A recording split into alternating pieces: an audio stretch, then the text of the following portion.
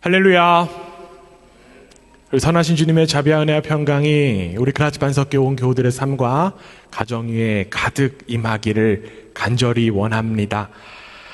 더불어 눈앞에 있는 현실과 어려움으로 인하여서 좌절하고 쓰러진 이들에게 주님의 일으키심의 은혜가 임하기를 간절히 원합니다. 오늘도 하나님의 말씀으로 일어나는 우리 모두가 되기를 간절히 원합니다. 옆에 분들하고 이렇게 한번 인사하겠습니다. 오늘도 하나님의 말씀으로 일어납시다. 네, 하나님의 말씀으로 일어납시다. 하나님의 말씀으로 잠들면 안 됩니다. 하나님의 말씀으로 일어나는 이 시간 되기를 간절히 원합니다. 많은 분들이 저에게 이러한 질문들 하실 때가 있어요. 목사님은요, 어떤 계기가 있어서 목회하시게 되셨습니까? 라는 그런 질문을 하십니다. 이러한 질문을 받으면요, 저는 굉장히 난감해요. 그리고 이런 대답을 하고 싶습니다. 어느 날 밤에, 최선아, 너는 큰 용사다. 내가 너를 목사로 부르겠다. 라는 대답을 다 하면 좋겠지만, 저에게는 그러한 경험이 안타깝게도 없습니다. 그렇기 때문에 저는 이러한 대답을 해요. 제가요, 고등학교 시절에 수련회를 가는데요. 수련회에서 이제 기도하는데, 이제 기도하시는 인도자분께서 하나님을 위해서 헌신한 사람 있냐라고 해서 제가 벌떡 일어났습니다. 그래서 제가 신학교를 갔고요. 신학교를 다니고 이곳저곳 이렇게 다니다가 이리저리 방황도 하고 이 길을 가는 것이 맞나 아닌가 고민하다가 여기까지 왔네요 라는 그러한 대답을 하곤 합니다. 부끄러운 저의 대답을 듣고 지금도 이 자리에서 혹시 실망하신 분들이 계실지 모르겠습니다. 그런데 여러분, 이렇게 좋은 교회에서 목회를 하고 있는 저에게 당신 하나님의 부르심이 있습니까? 없습니까? 라고 누군가가 물어본다면 저는 하나님의 부르심으로 살아가고 저는 하나님의 부르심으로 목회합니다라고 자신 있게 이야기할 수 있습니다. 특별한 음성을 듣지도 못한 제가 어떻게 그렇게 자신할 수 있는 것일까요? 사랑하는 교회 여러분, 여러분들은 하나님의 부르심을 어떻게 경험하셨습니까? 어떠한 부르심이 있었기 때문에 지금 여기에서 그 소명을 감당하며 살아가고 있으십니까? 감사하게도 하나님의 그 부르심에 대한 분명한 음성, 분명한 사인이 있어서 살아가는 분들도 계시겠지만 저와 같이 직접적인 부르심을 경험하지 못하신 분들도 분명 있을 것입니다.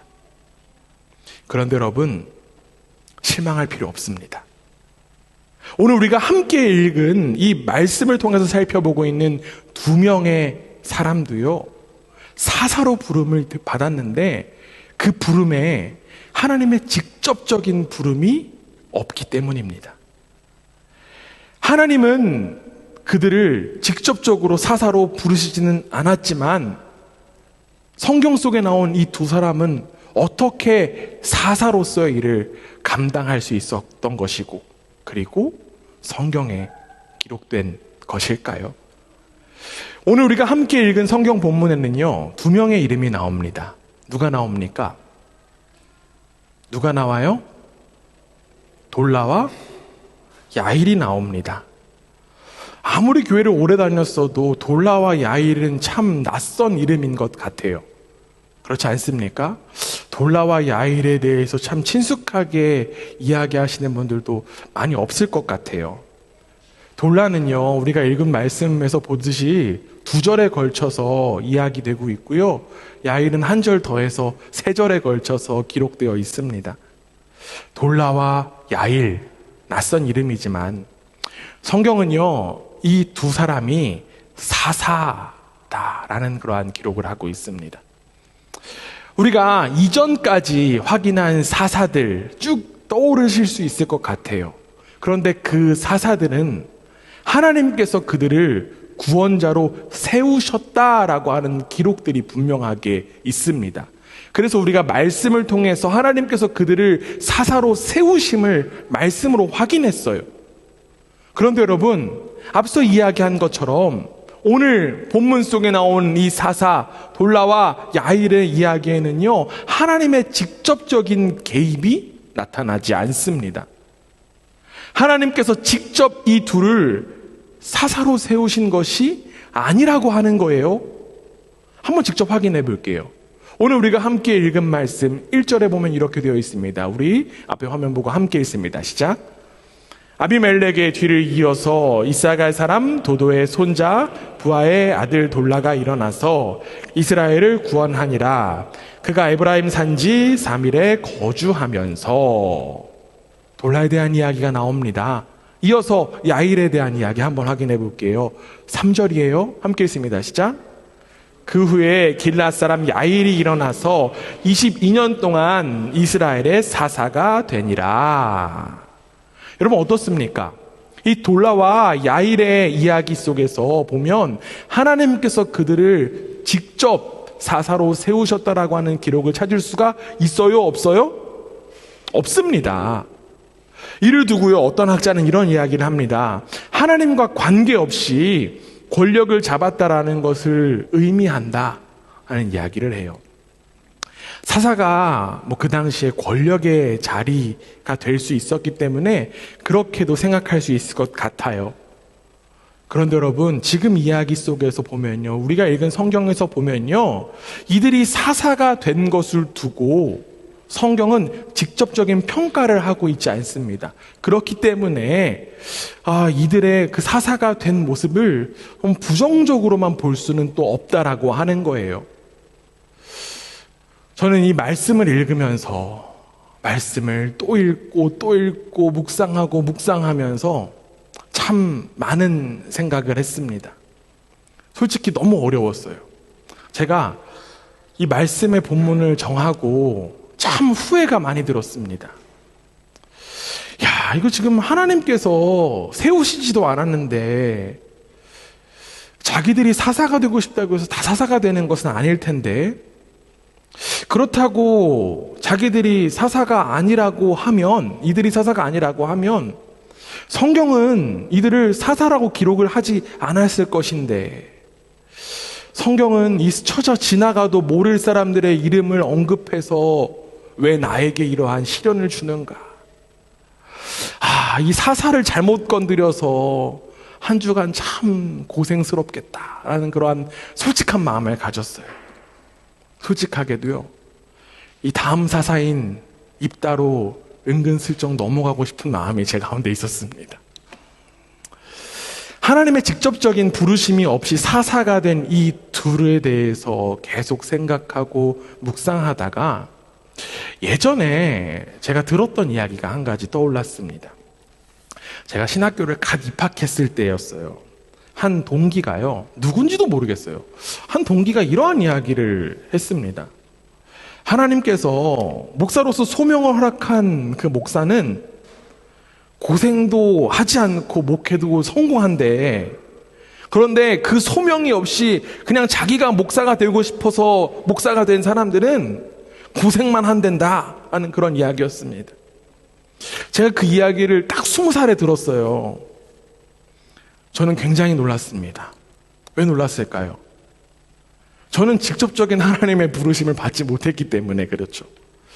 내가 하나님의 부르심으로 신학교에 왔다라고 하는데 이 부르심은 나만의 착각은 아닌 것인가라는 생각에 사로잡혔습니다. 그 동기가 무심코 한 이야기 오랫동안 저에게 남아 있었고요. 여전히 저에게도 남아있는 것이면 굉장히 큰 충격이었던 것 같아요. 그 이야기를 들은 이후에 저는 어떠한 생각을 하며 살았을까요? 제 인생에 힘든 일이 만나면, 제 목회의 여정 가운데 힘든 일이 있으면 이러한 생각했습니다. 나는 하나님의 부르심 없이 제멋대로 목사가 돼서 제멋대로 목회한다 그래서 이러한 고생이 있구나 하는 생각을 솔직하게 했어요. 또한 반대의 생각도 했습니다.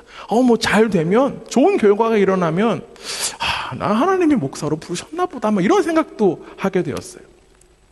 이러한 생각들 속에 살아가다가 이 생각이 굉장히 어리석다라고 하는 깨달음을 갖게 된 계기가 있습니다.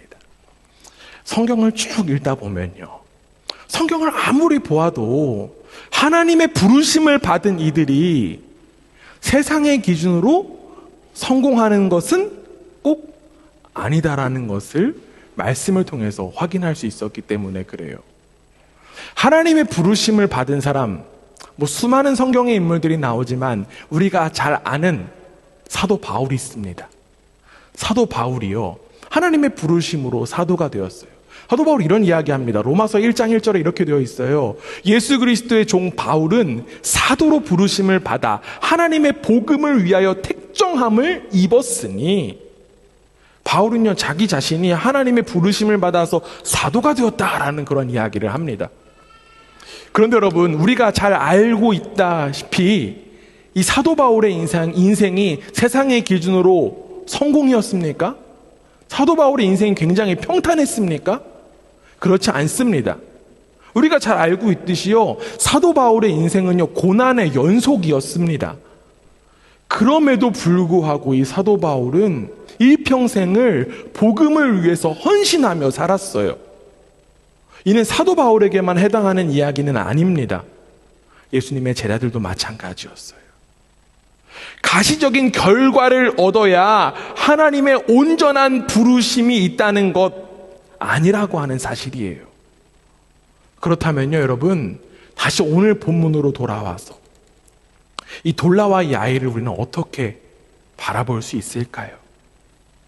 하나님의 직접적인 부르심이 없는 이들의 모습이 마치 저처럼 느껴지기도 하고요. 또한 여기 계신 분들 가운데에도 하나님의 부르심을 직접적으로 경험하지 못한 분들이 계시다면, 이들의 모습이 나와 같다라고 느끼는 분들도 계실지 모르겠습니다. 우리는 이 돌라와 야일에 대한 기록을 하고 있는 아까 읽었던 구절을 다시 한 번 더 바라봤으면 좋겠어요. 이 돌라와 야일에게 있어서 공통적으로 묘사된 표현이 있습니다. 말씀 한번, 지금 두 구절 딱 나오잖아요. 공통적으로 표현된, 공통적으로 나타난 표현이 어떤 것이 있습니까? 그들이 어땠다고요? 일어났다고요. 그들이 일어났다는 것입니다. 여기에 사용된 일어났다라고 하는 이 표현의 히브리어 원어는요, 쿰입니다. 쿰. 뭐라고요?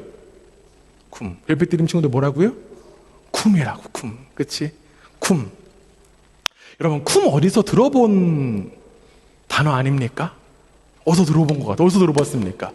그쵸. 야, 역시 우리 뛰어난 집사님. 그쵸. 달리다 쿰. 달리다 쿰. 들어봤을 거예요. 마가복음 5장에서 예수님은 야이로의 그 죽은 딸을 향하여서 달리다 쿰이라고 외치셨습니다. 여기에 달리다는 소녀야, 쿰이 일어나라 라고 하는 말씀이시죠. 그런데 여러분, 이 달리다 쿰에요, 굉장히 흥미로운 지점이 있어요. 신약 성경은 어떤 언어로 기록되었고 우리 가운데 읽혀지고 있냐면 헬라어, 그리스어로 기록되어 있습니다. 번역되어 있어요. 그래서 우리가 그리스어 원어로 성경을 볼 수 있습니다. 그런데요, 다 그리스어로 되어 있는데 지금 예수님께서 말씀하신 이 달리다 쿰은요, 헬라어가 아니에요. 달리다 쿰은 예수님께서 그 당시에 사용하시던 아람어입니다. 그러니까 헬라어로 되면 소녀야 일어나라 라고 되어 있어야 되는데 그것이 아니라 그냥 성경은 달리다 쿰 이렇게 그대로 써놨다라고 하는 거예요. 왜 그랬을까요? 왜 성경은 그대로 예수님의 말씀 그대로 달리다 쿰 이렇게 썼던 것일까요? 이를 두고요, 한국의 석학이라고 일컬어지는 고 이호령 박사님은 이러한 이야기를 합니다. 예수님의 말씀은 크게 비유로 된 말과 하나님의 말로 나눌 수 있다. 하나님의 말은 성령, 살아있는 말, 음을 고치면 안 되는 말이다. 달리다 쿰, 이것은 바로 예수님께서 말씀하신 하나님 말씀과 가장 가까운 원형이었다. 하나님의 말씀이기 때문에 그대로 달리다 쿰을 성경에 기록했다라고 하는 거예요. 이를 두고 우리가 알 수 있는 것은 무엇이겠습니까? 일으키시고 일어나게 하시는 것은 누가 하시는 것이다? 하나님께서 하신다라는 거예요. 구약에는요, 지금 일어나다라고 하는 이 쿰이 정말 수없이도 많이 나옵니다. 제가요, 쿰이라고 하는 단어를 딱 쳐서 구약에서 쫙 뽑으니까 너무 많이 나오더라고요. 그래서 무엇을 뽑아서 이야기하기가 참 어려웠어요. 하나님께서 일으키시고 하나님께서 언약을 맺는 것도 다 이 쿰이라고 하는 단어가 들어갑니다. 근데 우리가 아주 잘 아는 성경 본문에도 이 쿰이 나와요. 바로 어디냐면요, 우리가 올해 표 하나님의 부르심을 뭐죠? 뭡니까? 회복하라. 그렇죠?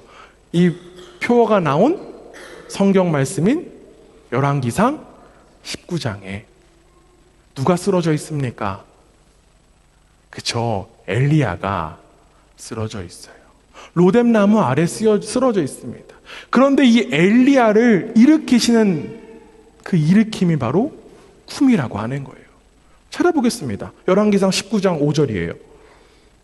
로뎀나무 아래에 누워 자더니 천사가 그를 어루만지며 그에게 이르되 일어나서 먹으라 하는지라. 여러분 이제 기억나시죠? 천사 이야기, 일어나서 먹으라. 하나님은요, 쓰러져 있는 이 엘리야를 천사를 통해서 일으키셨습니다. 사랑하는 여러분, 하나님은 일으키시는 분이십니다. 할렐루야. 하나님은 일으키시는 분이세요. 그렇기 때문에 그 관점으로 오늘 본문을 한번 바라보시기 바랍니다. 이 돌라와 야일, 일어난 것, 그들이 스스로 일어날 수도 있어요. 그러나 그들이 스스로 일어났다라고 보기보다는요, 하나님께서 그들을 일으키셨다라고 하는 것입니다. 결국 이 돌라와 야일을 향한 하나님의 직접적인 부르심은 없지만 그들은 하나님의 부르심을 통해서 일어난 이들이라고 하는 거예요. 직접적인 하나님의 부르심의 흔적을 우리가 말씀을 통해서 찾아볼 수는 없지만 저와 여러분이 경험한 것처럼 수많은 경험, 수많은 이야기, 여러 가지 방법들을 통해서 하나님은 그들을 부르시고 일으키셨습니다. 이를 통해서 우리는 이렇게 고백할 수 있어요. 하나님의 부르심은 일어나는 것이다. 옆에 분들하고 이렇게 인사하겠습니다. 하나님의 부르심은 일어나는 것입니다. 네, 하나님의 부르심으로 일어납시다. 아멘. 네. 혹자는 하나님의 부르심이 일어나는 것이다 라고 하는 이야기에 쉽게 동의하지 못할 수도 있을 것 같아요. 그런데 여러분, 이 돌라와 야일이 처한 상황을 보면요, 그들이 쉽게 일어날 수 없는 상황 가운데 놓여 있음을 우리가 말씀을 통해서 확인해 볼 수 있습니다. 우리가 아까 읽었던 1절 다시 한 번 더 볼게요. 사사 10장 1절에 보면 이렇게 되어 있거든요. 아비멜렉의 뒤를 이어서 이사갈 사람 도도의 손자 부하의 아들 돌라가 일어나서 이스라엘을 구원하니라. 그가 에브라임 산지 3일에 거주하면서. 이 돌라가 일어난 장면의 배경에 대한 이야기가 1절에 나옵니다. 이 돌라는요, 어느 지파 사람입니까? 이사갈 지파 사람이에요. 그런데 이사갈 지파 사람이요, 에브라임 산간 지방에 살았다라고 합니다. 우리가요, 뭐 이사갈 지파 나오고 에브라임 지파 나오고 이러면 이사갈 지파의 땅이 어디고 에브라임 땅이 어디고 잘 모르겠어요. 저도 뭐 그걸 찾아보고 책을 봐야지 알지 잘 몰라요. 그런데 우리가 이 말씀을 통해서 확실하게 알 수 있는 것이 있습니다. 이 돌라가 이주했다라고 하는 거예요. 원래 살아야 되는 그 땅에 살지 않고 에브라임 산간지방 어디로 이주했대요? 3일에 이주했다라고 이야기하고 있습니다. 여러분, 이사의 경험 있으십니까? 이사하는 거 어때요? 어려워요. 그렇죠? 특히 이제 유럽에서의 삶에서 큰 어려움 가운데 하나가 이사입니다. 그런데 사실 생각해 보면 여러분 참 대단하신 분들이세요. 나라를 넘고 대륙을 넘어서 이주해 오신 분들이 다 여기 있지 않습니까? 어떻게 보면 이사가 힘들고 어렵지만 그 힘들고 어려운 이사 이주를 그래도 감당한 여러분들이 참 귀하고 대단합니다. 그런데 여러분, 이 고대 시대의 이사 이주는요, 사실 거의 절대 불가능한 일에 가까웠습니다. 무엇보다도 이 이스라엘 민족에게 있어서 이사는요, 정말 불가능한 일이었어요. 이스라엘은요, 지파별로 땅을 분배받았습니다. 여호수아에 의해서 지파별로 땅을 분배받았어요. 그 땅, 여호수아가 그냥 임의대로 분배한 것이 아니라 하나님의 지시에 따라서 땅이 분배되었습니다. 하나님께서 친히 허락하신 땅에 살아간다라고 하는 거예요. 이스라엘의 전통 속에서 그렇기 때문에 땅은요, 전적으로 하나님의 소유입니다. 그렇기 때문에 그 내가 살아가는 그 땅, 분배받은 땅을요, 벗어날 수가 없었어요. 그런데 지금 오늘 본문에 나온 이 사람이 땅을 떠나서 이주함이 나옵니다. 이 돌라는 왜, 무슨 일이 있어서 불가능한 그 이주의 일을 감당했던 것일까요? 성경에서 그가 무슨 일이 있어서 떠났다라고 하는 직접적인 설명이 되어 있지는 않지만 그가 지금 떠난 곳이 어디라고 이야기되어 있습니까? 어디래요? 3일이라고 해요. 이 3일이라고 하는 표현 속에서 이 돌라의 상황을 조금이나마 짐작해 볼 수 있습니다. 이 3일이라고 하는 이름의 뜻은요, 가시덤불이라고 하는 뜻입니다. 뭐라고요? 가시덤불이요. 결국 어쩔 수 없이 이주해온 땅이 가시덤불이라고 해요. 그러면 원래 있었던 땅은 어땠을까요? 가시덤불보다도 더 안 좋았다라고 하는 거예요. 가시덤불보다도 더 안 좋은 상황에 놓여 있었던 삶이 바로 이 돌라의 삶이었다라고 하는 것을 우리가 생각해 볼 수 있습니다. 1절에 처음에 어떤 표현이 나오냐면요, 기드온의 아들 아비멜렉이 다스리던 시대, 아비멜렉이라는 표현이 나옵니다. 이 시대가 완악한 시대였기 때문에, 완악한 시대에 가장 힘든 사람들 누구입니까? 약한 사람들. 이 약한 사람들은요, 생존을 위해서 가시덤불이라도 들어가서 살아야 했던 것입니다. 이 돌라의 시대는 마치 하나님 없는 것 같은 그런 암울한 시대였어요. 여러분, 게다가 이 돌라의 이름의 뜻이 무엇인지 아십니까? 이 돌라의 이름의 뜻은요, 벌레예요. 뭐라고요? 벌레라고요. 벌레. 그는 가시덤불 속에 벌레와 같은 인생을 살았다라고 성경은 이야기하고 있습니다. 권력에서 먼 것과 같은 그 먼 사람들은요, 벌레와 같은 삶을 살아갈 수밖에 없는 시대였다라고 하는 거예요. 현실의 장벽에 맞아서 그 막혀서 좌절하고 실망하는 것이 너무나도 당연한 시대라고 하는 것입니다. 그런데 여러분, 그 시대가 완악하여서 하나님의 살아계심이 느껴지지 않는다고 할지라도 하나님은 분명하게 살아 계셨습니다. 그래서 하나님께서는요, 권력자들의 가시덤불 같은 통치로 고통받는 이스라엘 백성들을 위해서 벌레와 같은 삶을 살아가는 이 돌라를 택하시고 세우셨습니다. 가시덤불 속에 벌레로 살아가는 돌라, 스스로 일어나기 정말 힘든 현실이라고 하는 거예요. 그런데 그 힘든 현실 속에 있는 이 돌라를 하나님께서는 일으키셨습니다. 그 힘든 현실을 이겨낼 수 있도록 하나님께서 친히 일으키셨다라고 하는 것이에요. 이처럼 사람은요, 하나님의 일으키심으로 일어나는 존재입니다. 여러분의 삶에서도 수많은 일어남이 있었을 것이라고 생각됩니다. 여러 가지의 어려운 현실과 삶 속에서 수많은 일어남, 수많은 도전들이 있었을 거예요. 때로는 그 도전이 실패라는 결과를 맞이했을지라도 여러분은 지금 다시금 일어났습니다. 물론 여러분의 의지가 대단해서도 있었겠지만 우리가 다시 일어날 수 있는 이유는 하나님께서 우리를 친히 일으켜 세우셨기 때문입니다. 하나님의 직접적인 그 호출 없지만 때로는 말씀을 통해서, 때로는 주변 사람들의 이야기들을 통해서, 때로는 다른 사람들의 손을 통해서 하나님은 우리를 일으키십니다. 일으키셨습니다. 이전에도 여러 번 말씀드렸어요. 신앙은 뭐라고요?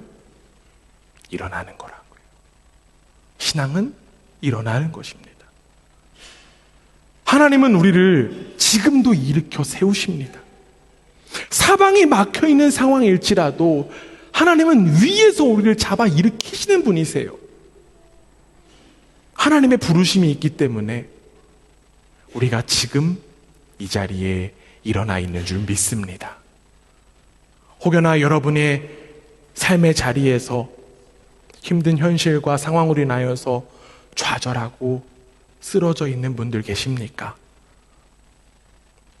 가시덤불과 같은 상황 속에서 내 삶이 마치 벌레와 같게 느껴져서 쓰러지고 싶을 때도 있습니다. 여러분 괜찮아요. 오늘도 말씀을 통해서 여러분을 손을 붙잡고 일으키시는 그 하나님의 부르심을 바라보고 다시금 일어나는 우리 모두가 되기를 주님의 이름으로 축원합니다. 아무리 하나님의 직접적인 부르심이 있더라도 그 부르심에 반응하여 일어나지 못하면 여러분 하나님의 부르심은 쓸모없게 돼요. 그렇기 때문에 하나님의 부르심도 너무나도 중요하지만 우리의 반응도 너무 중요합니다. 하나님은요, 부르심으로 우리가 일어나기를 기다리고 계십니다. 그런데 여러분 여기서 우리가 한 가지 살펴볼 것이 있어요.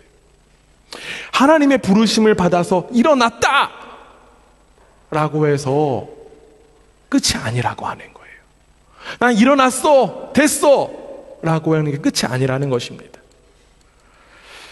하나님의 부르심으로 일어났으니까 이제는 어떻게 살아야 되는 것일까요? 하나님의 부르심으로 살아가야 되는 것입니다. 오늘 성경의 본문 속에서 보면요, 돌라가 하나님의 부르심으로 일어났어요. 그리고 어떻게 살았다라고 성경은 이야기하고 있습니까? 1절 다시 한번 보세요. 돌라가 어떻게 살았습니까? 돌라가 그쵸, 이스라엘을 구원했다라고 성경은 이야기하고 있습니다. 이 돌라는요, 하나님의 부르심으로 인하여 일어나서 그 부르심에 합당한 이스라엘의 구원을 위해서 살아갔습니다. 비록 그의 삶이 성경에 단 2절로 기록되어 있지만 그는 하나님의 구원의 역사에 귀히 쓰임받는 존재로 살아갔습니다. 그런데 여러분, 돌라와 나왔고 그 다음에 나온 인물 누굽니까? 야일의 인생은 어떻습니까? 야일의 인생은 어땠을까요? 야일도요, 아까 확인했듯이 하나님의 부르심으로 똑같이 일어났지만 그가 사사로 부름받은 인생, 성경은 이렇게 기록하고 있어요. 우리가 아까 읽었던 말씀 3절 다시 한 번 더 확인합니다. 그 후에 길앗 사람 야일이 일어나서 22년 동안 이스라엘의 사사가 되니라. 야일의 인생에 이 돌라처럼 이스라엘을 구원했다라고 하는 이야기는 없습니다. 그의 인생은요, 단지 이스라엘의 사사가 되었다라고만 기록하고 있습니다. 지금 읽은 이 3절을요, 히브리어 원어로 직역하면요, 이런 표현이 돼요. 22년 동안 이스라엘을 다스렸다. 야일은요, 아주 건조하게 그냥 이스라엘 다스렸다라고 성경의 기자는 기록하고 있습니다. 여러분 생각해 보세요. 이 돌라를 기록한 기자와 야일을 기록한 기자가 똑같을 거예요. 그런데 성경의 기자는 왜 이들의 삶을 다르게 기록했을까요? 왜 구분해서 기록했을까요? 도대체 야일이 어떤 삶을 살았기 때문에 야일에게는 이스라엘을 구원했다라고 하는 그 표현 하나 없었던 것일까요? 이어지는 4절 말씀 함께 보겠습니다. 우리 함께 읽습니다. 시작.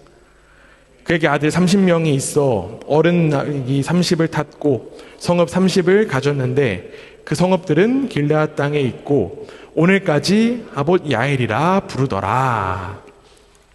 성경은요, 지금 이 야일이 22년 동안 무엇을 했다라고 지금 이야기하고 있습니까? 무엇을 했대요? 딱히 어떻게 뭘 했다는 것을 찾기가 좀 어렵습니다. 그렇죠?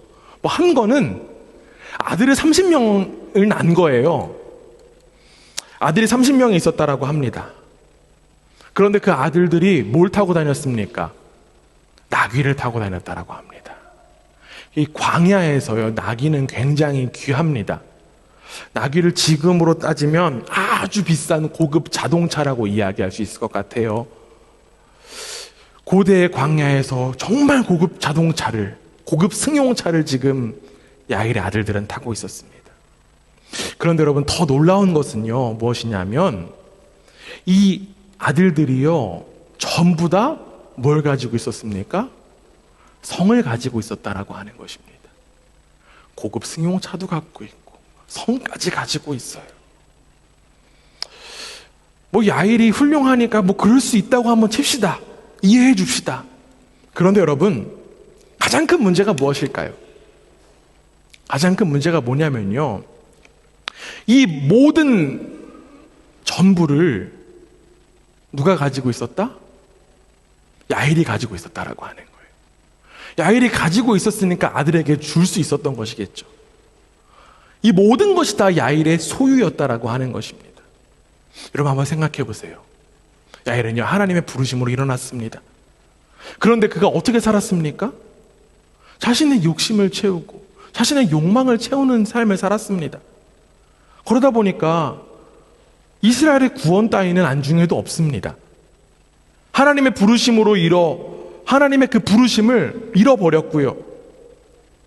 자신의 재산을 불리고 자신의 재산을 아들들에게만 주는 그러한 인생을 살아갔습니다.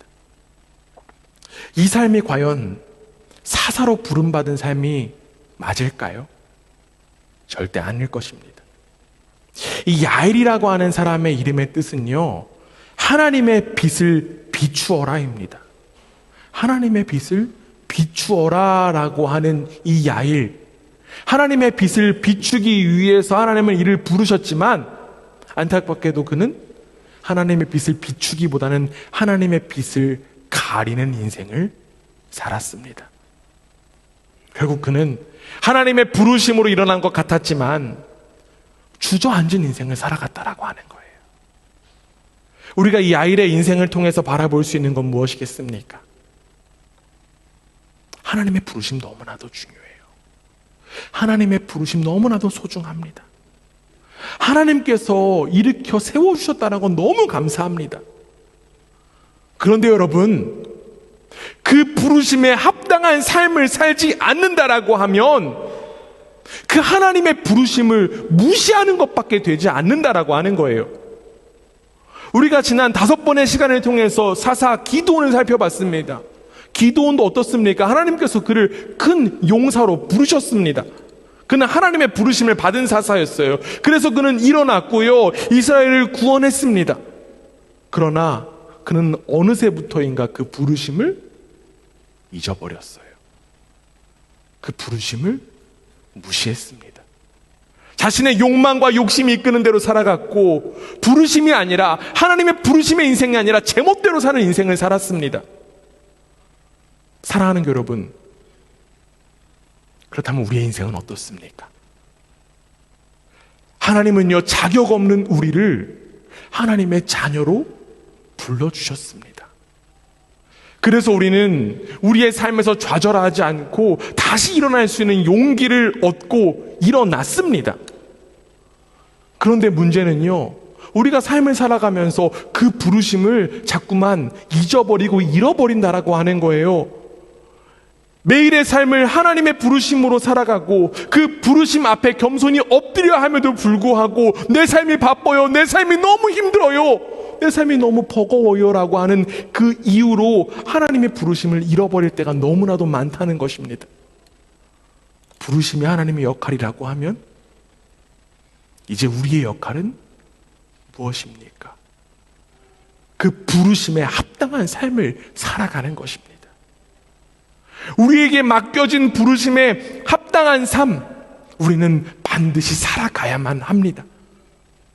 돌라처럼, 앞서 이야기한 돌라처럼 하나님의 부르심 속에 나는 하나님의 구원을 위해서 살아갈 것인가, 아니면 이 야일처럼 나의 욕심을 채우는 일을 위해서 살아갈 것인가, 이 기로에서 여러분은 무엇을 선택하시겠습니까?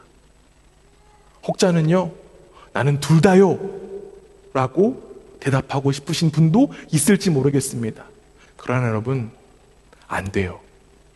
불가능합니다. 우리는 내 욕심과 만족을 선택하는 것이 아니라 하나님의 부르심을 선택하며 살아가야 될 줄 믿습니다. 그것이 바로 하나님의 부르심에 합당한 삶이기 때문입니다. 그렇다면 여러분, 어떻게 살아가는 것이 하나님의 부르심으로 살아가는 삶일까요? 우리에게 허락된 이 부르심을 어떻게 내가 삶에서 나타내며 살아가는 것일까요?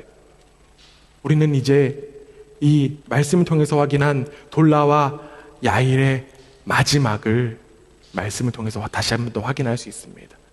우리 5절 말씀인데요, 짧으니까 함께 한번 읽어보겠습니다. 함께 했습니다. 시작. 야일이 죽음에 가문의 장사되었더라. 성경은요, 이 돌라와 야일이 모두 다 죽음을 맞이했다라고 하는 기록을 하고 있습니다.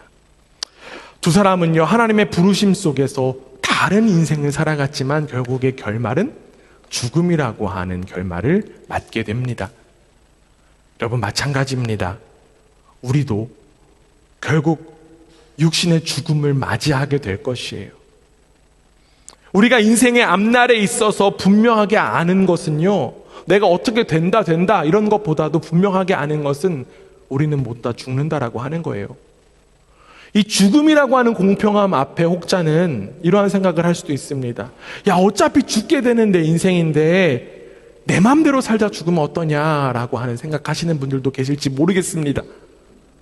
그런데 여러분, 이 죽음이라고 하는 인생의 결말을 바라보며 인생의 허무함과 허망함만을 바라보는 어리석은 길을 걸어가지 않기를 간절히 원합니다.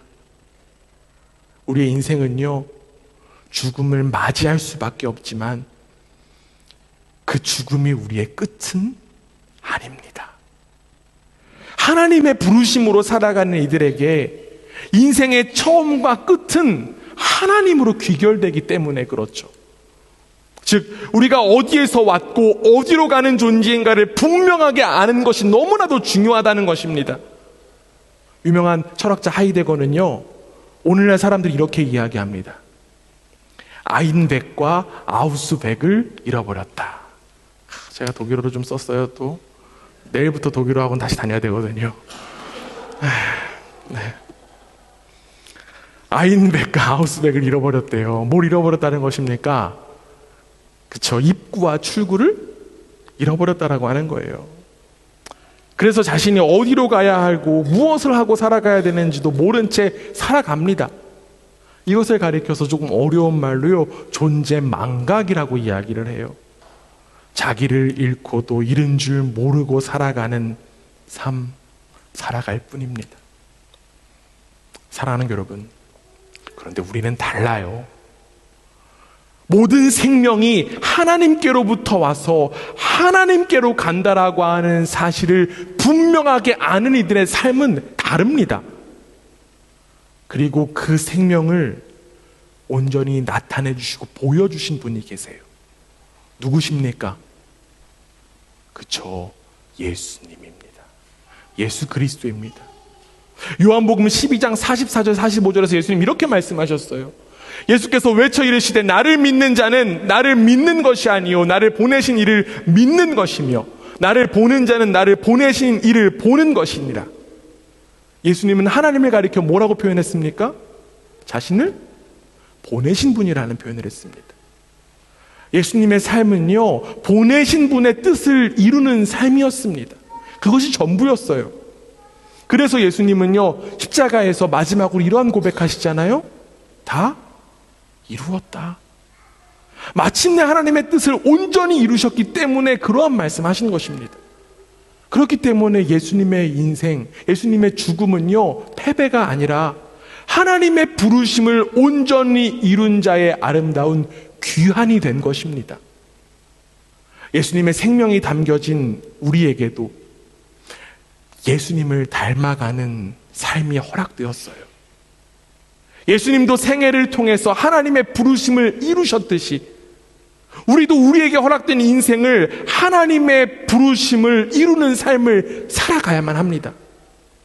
결국 우리에게 담겨져 있는 생명이 바로 우리를 향한 하나님의 부르심, 소명이라고 하는 거예요. 그래서 나의 생명이 바로 부르심이다라고 이야기할 수 있습니다. 옆에 사람 바라보면 이렇게 이야기하겠습니다. 나의 생명이 부르심입니다. 하나님은 우리 한 사람 한 사람을 이 세상에 보내시면서 해야 할 일을 허락하셨어요. 하나님의 부르심 속에서 우리는 무슨 일을 해야 될까요? 우리는 어떤 일을 감당하는 것일까요? 멀리서 찾을 필요 없습니다. 어렵게 생각할 필요도 없습니다. 우리가 해야 될 것은 바로 지금 여기에서입니다. 지금 여기에서 일어나 하나님의 마음을 품고 하나님의 구원을 위해서 살아가는 것, 그것이 바로 우리 가운데 허락된 부르심의 자리입니다. 그 삶이 바로 돌라의 삶이었고요, 우리에게 허락된 삶일 줄 믿습니다. 그렇다면 여러분, 지금 여기에서 하나님의 부르심으로 살아가려면 어떻게 해야 될까요? 설교가 굉장히 길어지고 있습니다. 마지막으로 한 이야기가 좀 남았는데, 제가 오늘 설교를 준비하면서 온가족 예배인데 설교 좀 짧게 해야 되는데 이러다가 아침에 좀 추가했는데 할까요 말까요? 할까요? 해도 될까요, 별빛드림 친구들?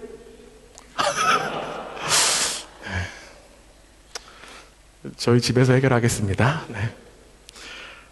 제가 앞서서 하나님의 부르심에 대한 고민이 있었다라는 그러한 고백을 했죠. 이런 고민이 이제 제가 신대원 다닐 때까지 계속됐어요. 제가 학부 졸업하고 신대원 다닐 때까지 계속됐는데, 어느 날 이제 평소에 존경하던 목사님께서 학교에 특강을 하러 오셨습니다. 근데 그 특강하신 목사님의 내용이 이런 것이 있었어요. 소명은 한 번 받고 끝나는 것이 아니라 매일 재확인되어야 되는 것이다. 하나님의 그 부르심을 품고 매일의 삶에서 하나님께 다시금 묻고 다시금 하나님의 부르심에서 매일의 삶을 살아가는 것이라고 이야기하셨습니다. 결국 우리는요, 지금 여기에서 하나님의 부르심으로 살아가기 위해서 매일매일 말씀과 기도로 하나님께 묻고요, 말씀과 기도로 하나님의 부르심에 대한 응답을 받을 수 있어야만 합니다. 예수님도요, 그 부르심을 감당하시기 위해서 기도하셨어요. 따로 기도하셨어요. 자신의 소명을 온전하게 감당하시기 위해서 예수님도요, 하나님께 물으셨습니다. 지금 여기에서 하나님의 부르심으로 살아가는 삶, 분명히 쉽지 않을 거예요. 어려운 일도 많을 것입니다. 그러나 하나님의 부르심으로 살아가는 인생을 이끄시는 분이 하나님을 바라보며 우리와 동행하시는 성령 하나님과 함께 다시금 일어나는 우리 모두가 되기를 간절히 원합니다. 우리에게 허락된 이 한 주간의 삶, 하나님의 부르심으로 살아가는 복된 한 주가 되기를 축원합니다.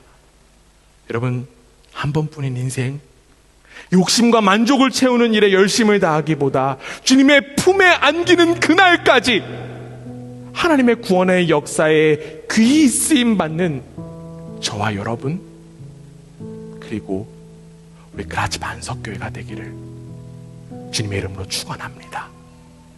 아멘.